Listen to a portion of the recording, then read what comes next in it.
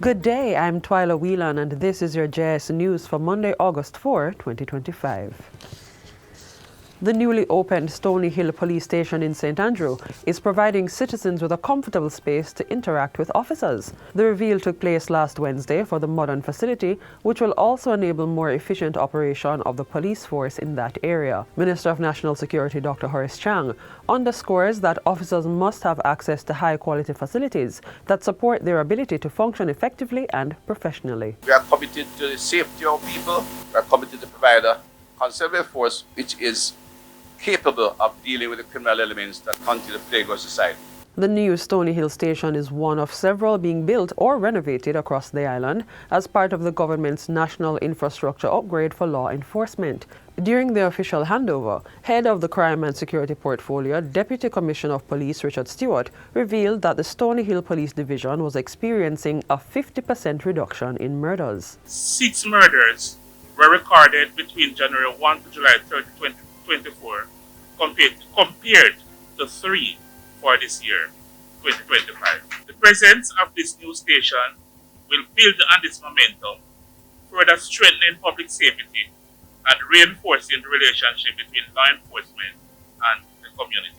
Residents of Coburn Gardens, Mall Road and Drewsland in West Central St. Andrew are the latest beneficiaries of the Universal Service Fund's Community Wi-Fi initiative. The newly launched Wi-Fi hotspots will allow residents to connect simultaneously using their devices free of charge. With this expansion, the number of hotspots established in the constituency now stands at 5, including previously launched sites in Roden Crescent and Tower Hill. The 3 sites were officially commissioned into service by Prime Minister and Member of Parliament for the constituency, Dr. Andrew Holness, last Thursday. He says the government's objective is to achieve full internet coverage and access, which includes building out a national broadband network. The GovNet broadband network is also being expanded so that the government has connectivity for its own operations in schools, courts, parish councils and police stations. We're going to expand that nationally so that we have a government broadband network.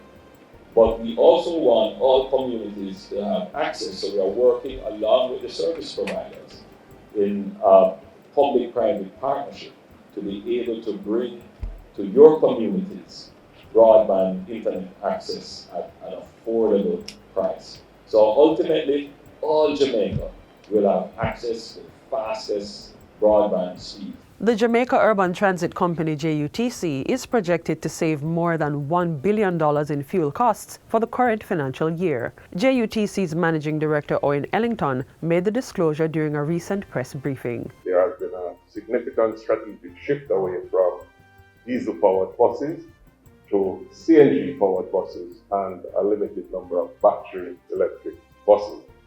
This shift in our fuel composition has actually enabled the company to record significant savings on fuel costs.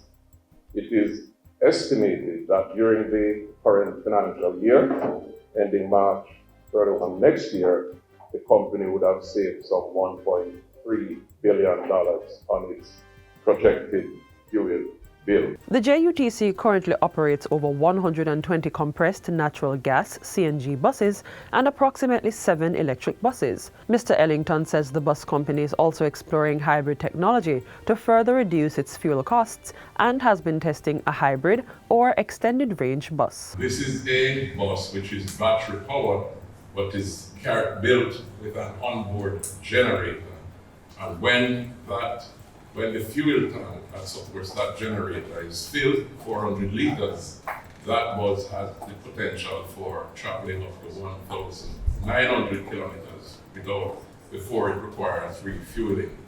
That bus has been tested in the fleet for several months, and in terms of its performance, efficiency, reliability, and economic cost of operation, seems a very useful prospect for fleet expansion into the future. Over 5,000 fruit and vegetable farmers in Manchester will soon benefit from a $294 million upgrade to the Colleyville cold storage facility. Agriculture Minister Floyd Green recently broke ground on the expansion project. The revamped facility will include 8 refurbished cold storage bins, a modern chilling system, and a solar photovoltaic setup to reduce energy costs and support sustainable operations. We're not just thinking about energy efficiency, because any cold storage of this nature also needs a lot of water to operate. And as such, as a part of this project, we're putting in a rainwater harvesting system. So as you're seeing now, where we're getting some wonderful showers of blessings, they won't go to waste. We'll use it in our system to keep our produce fresh. The project will also include the refurbishment of office spaces, restrooms and changing rooms to ensure proper sanitary facilities are in place. Minister Green says the upgrade is not only designed to meet local demand, but also to support the expansion of agricultural exports. It's being funded by the Jamaica Social Investment Fund, JIS, under the Rural Economic Development Initiative Ready 2. JIS's Managing Director Omar Sweeney says the project's core function is to improve the livelihoods of farmers and enterprises. We know in Jamaica that farmers lose as much as 35% of what they have taken out of the field.